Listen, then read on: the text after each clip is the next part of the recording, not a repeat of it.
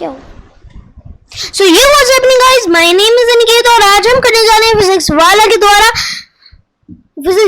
द्वारा एक चैप्टर जिसका नाम है इलेक्ट्रोकेमिस्ट्री लेवल 02 और लक्ष्य बैच नीट का ये वो है। हाँ, और इसके अंदर हम करने जा रहे हैं इलेक्ट्रोकेमिस्ट्री। पहला चैप्टर हमारा ये है। अब आप मिल लीजिए मेरी प्यारी बहन और आप लोगों को मैं सारा का सारा एवरी, यानी जैसे कि आपका बायजूस हो गया, फिजिक्स वाला हो गया, आपका अनअकैडमी हो गया, एलएन तक का मैं आप लोगों को आकाश सब सारी कोचिंग जितनी भी मेन कोचिंग है सबका कहते हैं मटेरियल प्रोवाइड कराने वाला हूँ। तो लेट्स स्टार्ट।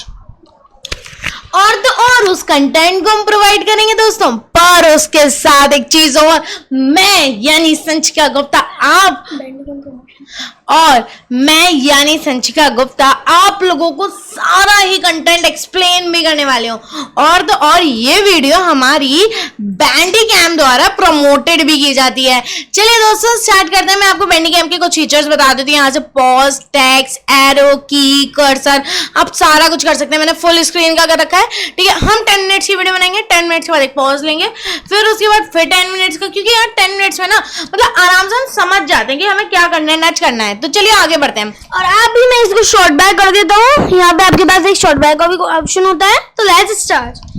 तो चलिए शुरू करते हैं आज के कंटेंट को। चलिए अनिकेत नीचे का कंटेंट दिखाइए भाई लोगों को। तो आप लोग जैसे कि देख सकते हैं यहाँ पे 4:17 हो रहे हैं और आपको 4:27 तक हम लोग पूरा का पूरा कंटेंट इन 10 मिनट्स में पूरा का पूरा समझाने की कोशिश करेंगे। अगर कुछ छूट जाता है तो आपको अगले लेक्चर में देखने को मिल जाएगा। So let's start. इलेक्ट्रोकेमिस्ट्री का यार सादा सा मतलब है इलेक्ट्रोकेमिकल सेल या इलेक्ट्रोलाइटिक सेल या कंडक्टिविटी सेल या कोरस या बैटरीज। इन सारे कंटेंट को मिला के हम कहते हैं electrochemistry. Let's move to the page number 3। आज का हमारा गोल्स होगा इलेक्ट्रोकेमिकल सेल के बारे में पढ़ने का, और इलेक्ट्रोकेमिकल सेल को हम गैल्वेनिक सेल एंड वोल्टेनिक सेल भी कहते हैं। चलिए पेज नंबर 5 पे आ जाते हैं। ये हमारे पास आ जाता है सॉल्ट ब्रिज का डायग्राम। इस डायग्राम से हम लोग क्या समझने वाले हैं, इस डायग्राम सॉल्ट ब्रिज नहीं, इसे हम डैनियल सेल कहते हैं। इसके नीचे यहाँ पर आपको सॉल्ट ब्रिज दिख जाएगा। ये आपका सॉल्ट ब्रिज हो गया, ठीक है। यहाँ पे आप हायर पोटेंशियल पे होते हैं at the side of cathode, और लोअर साइड होता है, लोअर पोटेंशियल होता है एनोड। कैथोड जो होता है वो हमारा मोटू भाई होता है, एनोड जो होता है वो हमारा पतलू बहन होती है, ठीक है। 1 मोल ZnSO4 होता है हमारे पास, ठीक है। 1 मोल ZnSO4 एक्वस होता है, 1 मोल CSO4 एक्वस लेते हैं। एनोड पे हम ZnSO4 लेते हैं, कैथोड पे हम CuSO4 लेते हैं। देखो एक चीज है, इसे याद कर लो, आपको सारा कंटेंट समझ में आएगा। Loan is at the left oxidation, anode negative, ठीक है। तो लेफ्ट पे ऑक्सीडेशन होता है। ऑक्सीडेशन किस पे होता है, एनोड पे होता है। एनोड कैसा होता है, नेगेटिव होता है, ठीक है। अब देखो Zn से Zn2+ हो रहा है, प्लस 2 इलेक्ट्रॉन निकल रहे हैं, यानी कि यहाँ पे इसका ऑक्सीडेशन हो रखा है। Cu2+ है, Cu बन रहा है, यहाँ पे इसका रिडक्शन हो रखा है। चलिए दोस्तों आगे बढ़ जाते हैं, सॉल्ट ब्रिज के फंक्शन के ऊपर आ जाते हैं। सॉल्ट ब्रिज के फंक्शन को कहते हैं हम U-ट्यूब, और यहाँ पे आप इस तरीके का डायग्राम देख सकते हैं, इस वाले तरीके का डायग्राम। ये डायग्राम आपको inert electrolyte plus paste of polysaccharide मिल रहा है यहाँ पर, ठीक है। ये जो डायग्राम, ये जो चीजें हैं आपकी, ये जो इलेक्ट्रोलाइट्स होते हैं उसके आयंस जो होते हैं वो मेन सेल रिएक्शन के अंदर पार्ट करते हैं। हम कुछ एग्जांपल ले लेते हैं, जैसे KCl, NH4NO3 एक्सेट्रा। ये आयनिक मोबिलिटी में भी बढ़ाते हैं, यानी कि कैटायन और एनायन का कंडीशन जो होता है वो इक्वलाइज कर देते हैं बिल्कुल। Velocity of ion in solution के अंदर ये होते हैं, मतलब की वजह से इनके अंदर वेलोसिटी आती है आयन की सॉल्यूशन के अंदर। चलिए भाई अगले पेज पे चलते हैं हम लोग, अपने पेज नंबर 7 पे। ये आ रहा है हमारा सॉल्ट ब्रिज का डायग्राम। आप देख सकते हैं सॉल्ट ब्रिज का और उसके फंक्शंस के बारे में हम पढ़ने वाले हैं। देखो हमारे पास 1 मोल ZnSO4 ले रखा है हम लोगों ने। 1 मोल ZnSO4 को अगर मैं देखूं तो Zn2+ होता है, SO4 होता है। Zn2+ के अंदर ज्यादा ताकत होती है, SO4 के अंदर क्यों होती है, क्योंकि वो ऑक्सीडाइजिंग एजेंट है और वो रिड्यूसिंग एजेंट है। अब Zn से Zn2+ में देख रहे हैं आप एक तरफ, Cu से 2+ से Cu हो रहा है, ठीक है। तो हमने देखा था कि एनोड पे ऑक्सीडेशन होता है और कैथोड पे रिडक्शन होता है। यहाँ पे आप सही से समझ पा रहे होंगे।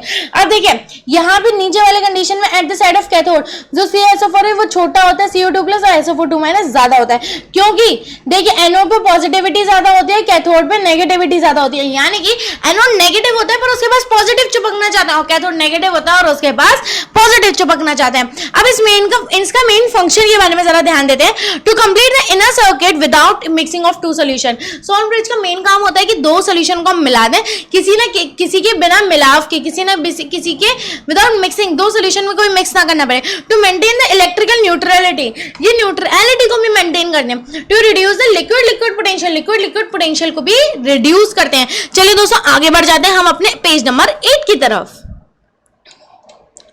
तो लिक्विड जंक्शन पोटेंशियल के बारे में हम लोग पढ़ने वाले हैं। OMG, यहाँ पे हमारा OMG पॉइंट आ गया।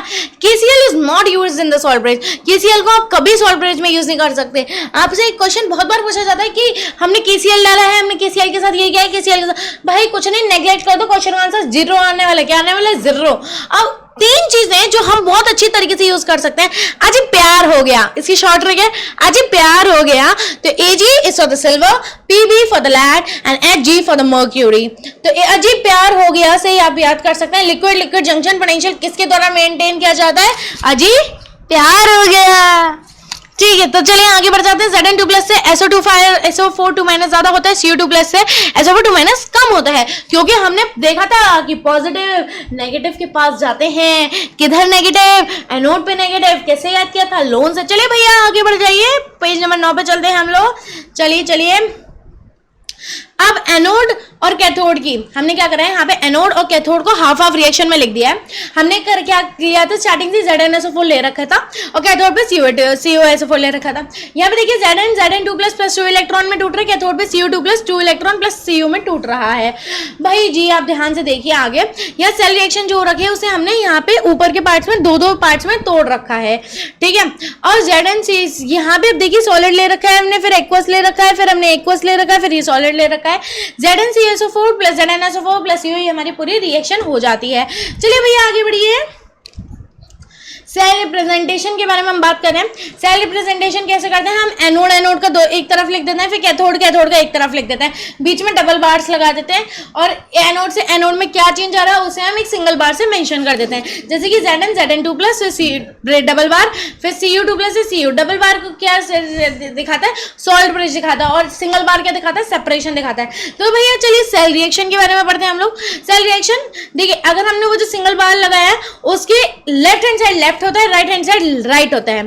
फिर हमने सॉल्ट ब्रिज के बाद जो दूसरा बार लगाया उसके भी लेफ्ट हैंड साइड लेफ्ट होता है और राइट हैंड साइड राइट होता है। ये क्वेश्चन में अब आपको आगे समझ में आएगा, यानी कि ये जो लेफ्ट वाले हैं वो रिएक्टेंट है और RR वाले जो हैं वो प्रोडक्ट में। नीचे आपको रिएक्शन भी दिख रही है, Fe प्लस CO2+ हम Fe2+ प्लस CO। ये एक बैलेंस रिएक्शन बनाने में आपकी बेहद ही मदद कर देगा।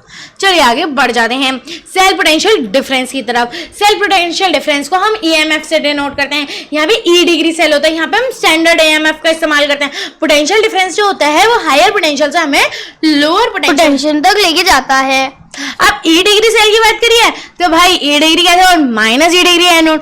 अब यहाँ पे हमेशा हम रिडक्शन पोटेंशियल का इस्तेमाल करते हैं, क्योंकि हमारी चलिए वो मैं नेक्स्ट पार्ट में बताऊंगी, अभी क्यों बताऊं, ठीक है। अब हमारी अरे यार बोलना ही पड़ेगा, चलो नहीं सस्पेंस रखते हैं, ये मैं नेक्स्ट में बताऊंगी किसने कहा है ये रिडक्शन पोटेंशियल लिखते हैं, या फिर आज के आप कमेंट्स में बताइए किसने कहा है कि हम लोग स्टैंडर्डली रिडक्शन पोटेंशियल लेंगे। चलिए आगे बढ़ते हैं, नीचे हो जाइए भाई।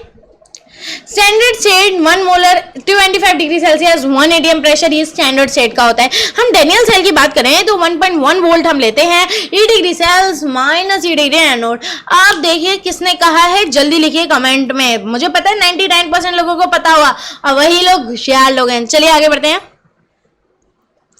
Standard hydrogen electrode, standard hydrogen electrode short form होता है SHE, मतलब शी नहीं पढ़ते SHE पढ़ते हैं, ठीक है। अब प्लेटिनियम वायर ले रखा है हम लोगों ने, ग्लास ट्यूब ले रखा है, प्लेटिनियम फॉयल ले रखी है, 1 मोलर H+ एक्वस ले रखा है। अब यहाँ पे हमने H2 गैस भी ली है, वो भी कितनी ली है 1 atm से। अब इसमें क्या हो रहा है, केस 1 हमने लिखा है if SHE act as anode. यहाँ पे अगर SHE एनोड की तरह काम करेगी तो क्या होगा, H2 से 2H+ के अंदर टूटेगा एक्वस कंडीशन के अंदर और वो 2 इलेक्ट्रॉन के अंदर रिलीज हो जाएगा। यहाँ पे E डिग्री 0 क्या आ जाएगी, 0 आ जाएगा। इसी तरीके से if SHE act as cathode 2H+ plus 2 electron H2 बना रहे हैं, यहाँ पे भी E डिग्री 0 क्या आ जाएगी, नीचे आ जाएगी। चलिए thank you for watching my video. चलिए मिलते हैं नेक्स्ट पार्ट में, कमिंग सून।